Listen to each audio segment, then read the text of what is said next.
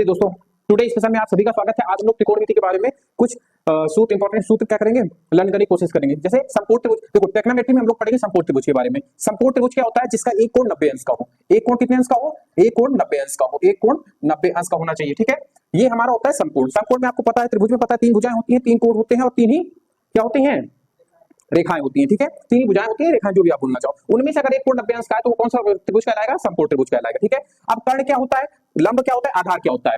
देखो समकोण त्रिभुज हमारा कुछ इस प्रकार से बनता है, ऐसे, या तो ऐसे बनेगा या तो ऐसे बनेगा, जिसमें से ये वाला कोण 90 अंश कहलाएगा या तो ये वाला कोण 90 अंश कहलाएगा। अब इसमें से आपको तीन भुजाएं दिख रही है, इन तीन भुजाओं के कुछ नाम रखे गए हैं जिनको कर्ण, लंब और आधार कहते हैं। तो समकोण त्रिभुज में जो सबसे बड़ी भुजा आपको कौन सी दिख रही है? ये वाली भुजा क्या कहलाती है? कर्ण कहलाती है। तो समकोण त्रिभुज में सबसे लंबी भुजा, सबसे लंबी भुजा क्या कहलाएगी? वो हमारी कर्ण कहलाएगी। अब कर्ण के सामने वाली भुजा कौन सी कहलाएगी?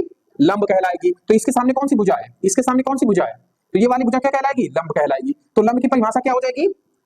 कर्ण के सामने वाली भुजा, कर्ण के सामने वाली भुजा क्या कहलाएगी? आपकी कर्ण कहलाएगी, लंब कहलाएगी। और बाकी बची तीसरी भुजा, क्योंकि दो भुजा तो हमने डिफाइन कर ली, बाकी तीसरी भुजा क्या कहलाएगी?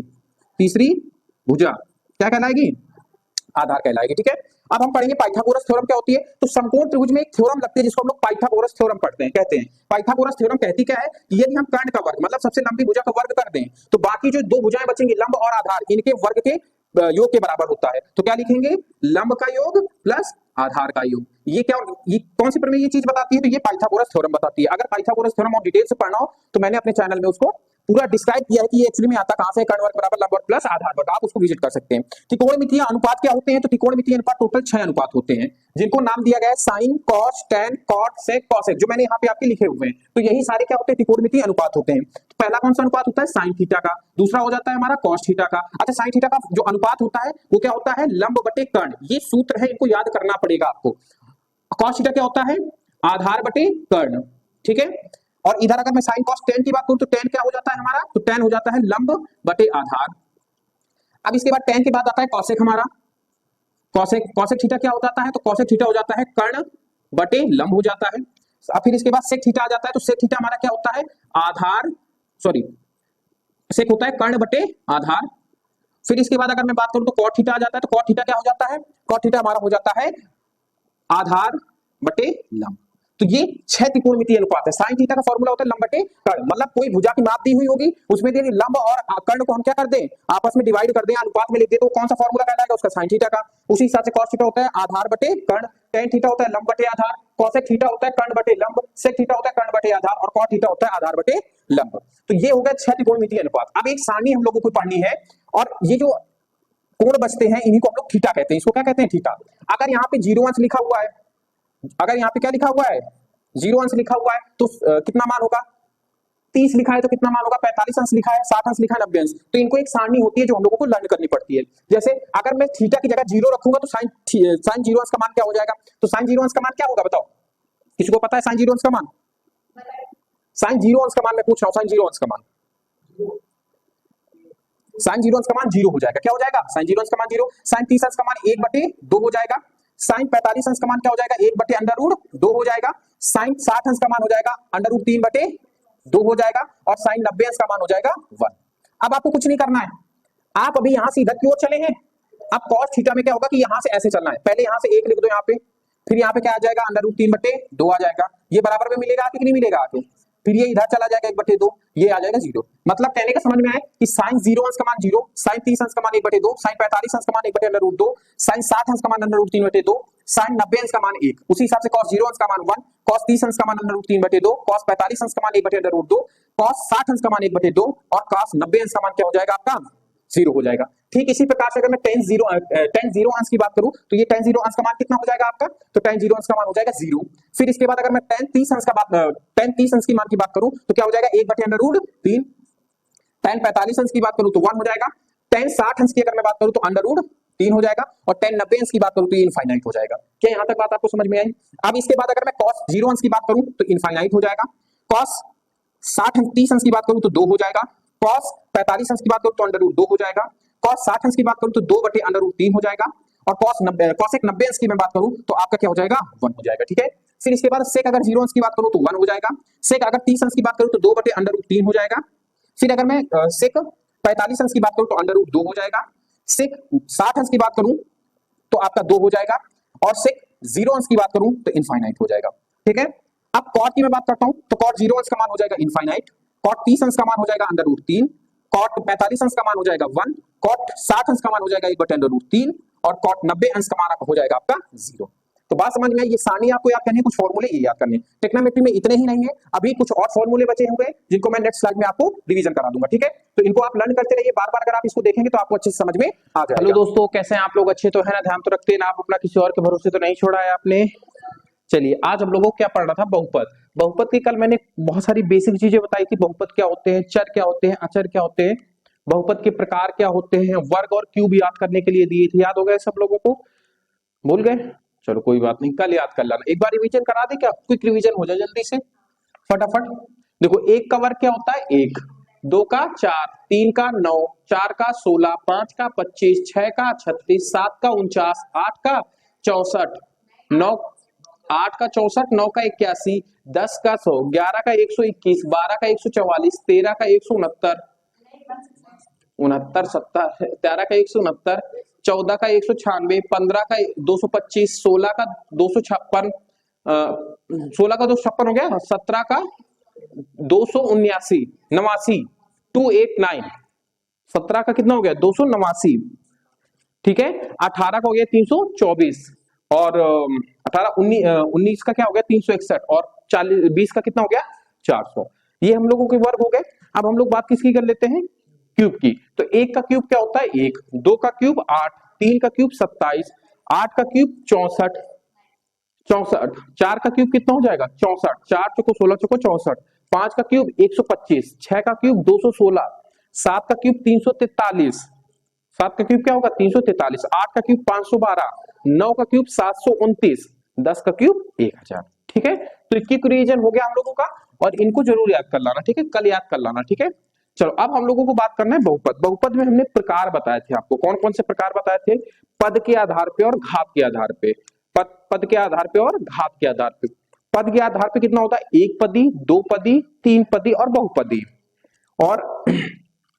और मैंने बताया था घात के आधार पे रैखिक बहुपद, जिसको एक पदी एक घातीय बोलते हैं, फिर द्विघातीय, तीन घातीय, चार घातीय, और इस तरीके से बहुघातीय।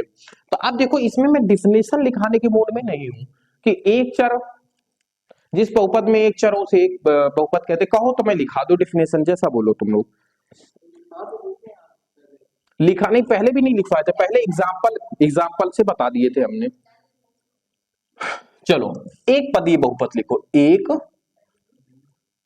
पदीय बहुपद। बहुपद, एक पदीय बहुपद से आप क्या समझते हो? ऐसा बहुपद जिसमें सिर्फ और सिर्फ एक पद हो। अच्छा, पद बहुपद में पद अलग करने का काम कौन करता है? प्लस और माइनस। गुणा और भाग अलग करने का काम नहीं करते। तो क्या लिखेंगे? ऐसा बहुपद जिसमें केवल एक पद होता है, एक पदीय बहुपद कहलाता है। तो लिखो,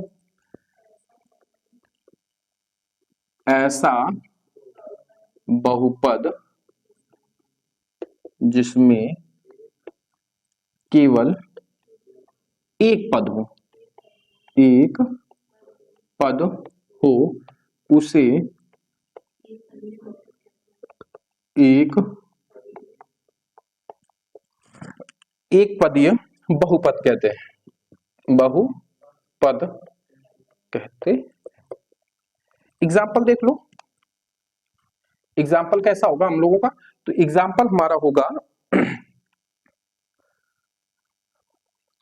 जो हम लोगों का इसमें एग्जाम्पल हो जाएगा वो एक पद वाला होगा। जैसे मैंने कहा कि एक्स स्क्वायर, या फिर मैं बोल दूं वाई क्यूब, या फिर मैं बोल दूं कि जेड की पावर 4, ये सारे कैसे हैं आपके? एक ही पद आया है इसमें।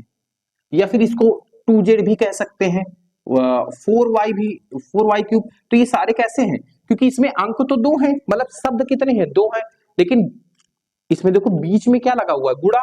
और हमने क्या पढ़ा है? गुणा कभी भी पद को अलग नहीं करता, तो इसको तो एक ही काउंट करेंगे ना, प्लस नहीं आना चाहिए, प्लस आ जाएगा तो फिर वो दो पद, ठीक है। तो एक पदीय बहुपद समझ में आया जिसमें केवल एक पद होते हैं, ठीक है।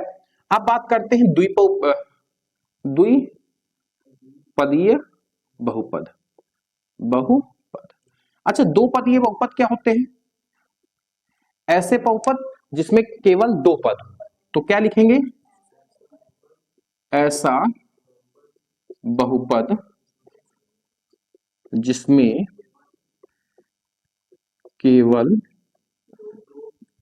केवल कितने पद हों?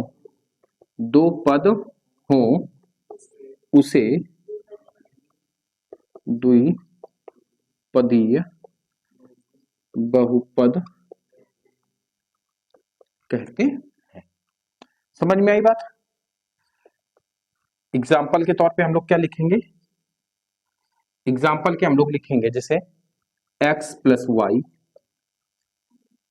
Z square plus 4 9 plus x cube. इस तरीके के कितने ये बहुपद दिख रहे हैं आपको? एक पद, दो पद, एक पद, दो पद, एक पद, दो पद। तो ये किस प्रकार के बहुपद हो गए आपके? दो पदीय बहुपद हो गए। अब तीन प्रकार के बहुपद में, तीन पदीय बहुपद में इसी तरीके से तीन पद हो जाएंगे। ठीक है, तो हम बात करते हैं त्रिपदीय बहुपद। अच्छा, त्रिपदीय बहुपद क्या होते हैं? केवल तीन पद हो। ठीक है, क्या लिखेंगे? ऐसा बहुपद जिसमें केवल तीन पद हों, उसे त्रिपदीय बहुपद कहते हैं। बहुपद कहते हैं। बात समझ में आ रही है? एग्जाम्पल पे हम लोग क्या पढ़ेंगे इसमें? जैसे x square plus 4y plus 3, इसमें कितने पद हैं? 1 2 3। इसी तरीके से z cube plus 4x square plus 1 is equal to, इसमें कितने पद हैं? 3 पद हैं। इसी तरीके से जितने भी आप पढ़ोगे कैसे पद होंगे? 1 2 3, इसमें दो बहुपद, इसमें एक बहुपद, तो एक पदी, द्विपदी, तीन पदी। अच्छा, बहुपदीय बहुपद क्या हो जाता है? जिसमें बहुत सारे पद हों, जिसमें बहुत सारे पद हों, वो क्या कहलाएगा आपका? बहुपदीय कहलाएगा। ठीक है, बहुपदीय बहुपद कहलाएगा। ठीक है, तो हम लोग क्या लिखेंगे? बहुपदीय बहुपद। बहुपद, तो जब हम बहुपदीय बहुपद पढ़ेंगे तो हम लोग क्या पढ़ेंगे इसमें? ऐसा बहुपद, ऐसा बहुपद जिसमें अनेक पद हों, अनेक पद हों, उसे बहुपदीय बहुपद कहते हैं। उसे बहुपदीय बहुपद कहते हैं। बहुपद कहते हैं। एग्जाम्पल के तौर पे अगर मैं आपको एग्जाम्पल देना चाहूं तो एग्जाम्पल कैसे देंगे हम लोग? जैसे x plus Y plus Z plus T plus A plus dot dot dot, इस तरीके का जितना भी बहुपद बन के आएगा वो कैसा बन के आएगा आपका? बहुपदीय बहुपद बन के आएगा। समझ में आ गई बात आपको कि नहीं आ गई? देखो, पद के आधार पे जितने प्रकार के बहुपद होने चाहिए थे मैंने वो सारे बहुपद करवा दिए। अब बात करते हैं हम लोग घात के आधार पे। इस स्लाइड के बाद अब हम लोग कैसा पढ़ेंगे? घात के आधार पे। इसको नोट कर लो, फिर घात के आधार पे बताते हैं। चलिए दोस्तों, अब हम लोग बात करते हैं बहुपद के। हमने पद के आधार पे पढ़ लिए, अब हम लोग घात के आधार पे पढ़ते हैं। ठीक है, किसके आधार पे पढ़ेंगे? घात पे। तो पहला क्या है? रैखिक बहुपद। रैखिक बहुपद, बहुपद, इसको रेखीय बहुपद भी बोलते हैं, एक घातीय बहुपद भी बोलते हैं। ठीक है, तो इसको हम लोग क्या बोलते हैं? रेखीय बहुपद। रेखीय बहुपद, और इसी को हम लोग बोलते हैं एक घात वाला बहुपद। क्या बोलते हैं? एक घात वाला बहुपद। एक घात वाला बहु, बात समझ में है ना? रैखिक बहुपद, रेखीय बहुपद, एक घात वाला बहुपद। समझ में आई बेटा मैंने बात जो मैं आपसे बोलना चाह रहा हूं? ठीक है, अब हम लोगों को पढ़ना है कि भैया इसको देखो, इसके नाम अगर आपको पता लग गए तो इसको आप बता सकते हो, डिफाइन कर सकते हो। कैसे? देखो जरा से, इसके नाम में का एक रेखीय बहुपद, इससे भी डिफाइन नहीं होगा रैखिक से भी डिफाइंड नहीं होगा। डिफाइंड किससे होगा? इससे। एक घात वाला बहुपद मतलब ऐसा बहुपद जिसमें मैक्सिमम घात कैसी हो? एक हो। मैक्सिमम घात कितनी होनी चाहिए? एक। तो आइए लिखते हैं, क्या लिखेंगे हम लोग? ऐसा बहुपद जिसकी, वेरी गुड, ये शब्द लिखना जरूरी था। अधिकतम घात कितनी होनी चाहिए? एक होनी चाहिए। अधिकतम घात एक हो। कैसी हो? एक हो। रैखिक बहुपद कहते हैं। रैखिक बहुपद, रैखिक बहुपद कहलाता है। ठीक है, ये कहते हैं, रैखिक बहुपद कहते हैं। बात समझ में? अब देखो एग्जाम्पल से आपको बेहतरीन समझ में आएगा। ठीक है, ऐसे x प्लस वाई, इसका कितनी घात है? इसकी मैक्सिमम घात 1 ही है। 2x, इसकी भी घात 3x प्लस ए, इसकी भी मैक्सिमम घात 1 है। तो इस प्रकार के जितने भी बहुपद आपको मिलेंगे सब लीनियर बहुपद कहलाएंगे। इंग्लिश में क्या कह देते हैं? लीनियर, रेखीय बहुपद कहते हैं उनको। क्या कह देते हैं? लीनियर या रैखिक बहुपद कह देते हैं। सेकंड में अब हम लोग क्या पढ़ेंगे? द्विघातीय बहुपद। जो हम लोगों का मेन टारगेट है इस चैप्टर का, वो क्या है? द्विघातीय बहुपद। इसी में सारा खेल हम लोग खेलेंगे, तो अच्छे से पढ़ना इसको। डेफिनेशन में कुछ खास रखा हुआ नहीं है। द्विघातीय बहुपद, देखो बात मेरी समझना, जो हम ये लिखाया करते हैं ना, किसी भी क्वेश्चन, किसी भी चैप्टर को चालू होने से पहले ये बचा करते हैं ना अपने मुंह से, ये सारी चीजें, ये इंपॉर्टेंट है। सवाल आपको हाई स्कूल के कहीं ना कहीं आपकी क्लास में भी करवा दिए जाएंगे, जहां कोचिंग पढ़ते हो वहां पे भी। अभी जब मैं ये करवाऊंगा ना, इसके बाद मोस्ट इंपॉर्टेंट नोट्स लिखवाऊंगा। आपको अगर मेरी बात में भरोसा ना हो तो 9 का पेपर रखा होगा, जितने मैंने नोट्स लिखवाए ना बहुपद के पद से, जितने भी बहुपद का जो एक चैप्टर था कक्षा 9 में, उससे जितने भी क्वेश्चन आए होंगे सारे क्वेश्चन उस नोट से ही फंसे होंगे।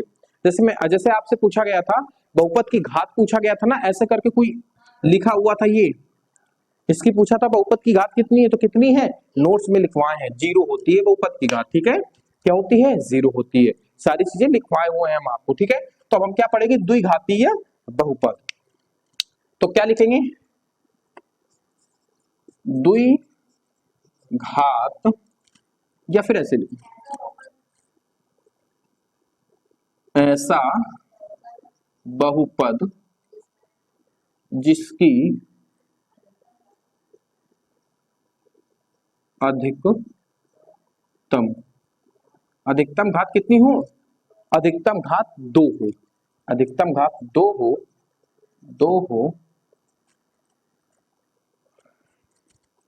इसको डबल इन्वर्टर कम बंद कर लेना ताकि दूर से दिखे। ऐसी घात 2 हो,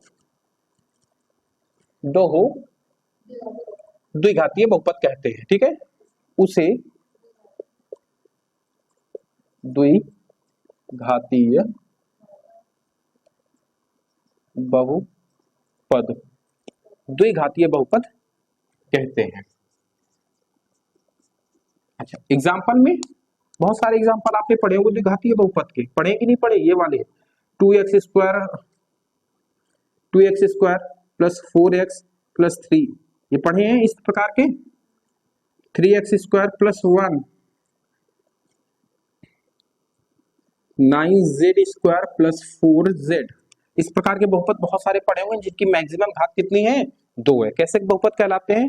द्विघातीय बहुपद कहलाते हैं। ठीक है, अब हम लोग पढ़ते हैं, रैखिक हो गया, द्विघातीय हो गया, अब हम लोग पढ़ते हैं कौन सा बहुपद? त्रिघातीय बहुपद। कैसा बहुपद? त्रिघातीय बहुपद। ये भी आपने पढ़े हैं बहुत, भाग विधि से इनके फैक्टर निकाले जाते हैं। याद आया कुछ? जब मैक्सिमम घात 3 होती है तो कितने बहुपद निकाले जाते हैं? 3। कहां से निकालते थे? भाग देके। ऐसा कोई मान रखते थे जो इनको सेटिस्फाइड कर जाता था, अभी लिखेंगे। फिर इसके बाद उसको इधर लेके आते थे, फिर भाग देते थे, फिर इस प्रकार का द्विघात समीकरण बनता था, फिर इसके फैक्टर निकालते थे, तब ओवरऑल जाके कितने फैक्टर निकल के आते थे हम लोग के पास?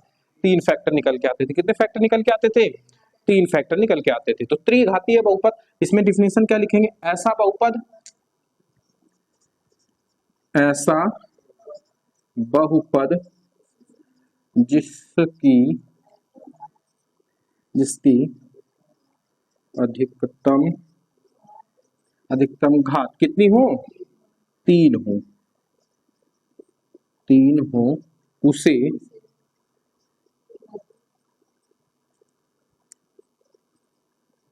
त्रिघातीय बहुपद कहते हैं।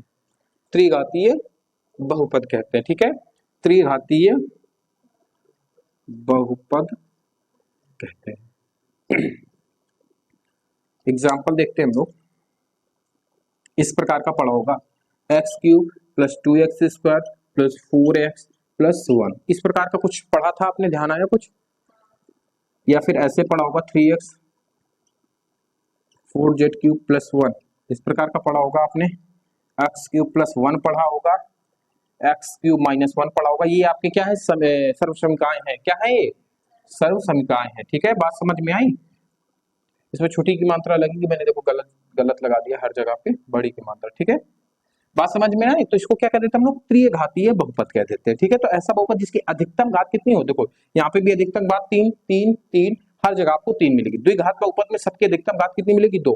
रैखिक में, लीनियर में एक घात मैक्सिमम मिलेगी, ठीक है। तो समझ में आई ना आपको? पदों के आधार पर, और देखो इसमें बहुपद जो बहुघाती है ना, इसको नहीं लिखवा रहे हैं, उसमें उसको एन से डिनोट कर देते हैं, ठीक है। वो इतना ज्यादा इंपॉर्टेंट नहीं है, तो इसको नोट कर लो। फिर आपको लिखवाते हैं मोस्ट इंपॉर्टेंट पॉइंट, जहां से आपके क्वेश्चन बनने के चांसेस बढ़ जाते हैं। नोट कर लो, फिर नेक्स्ट स्लाइड में बताते हैं।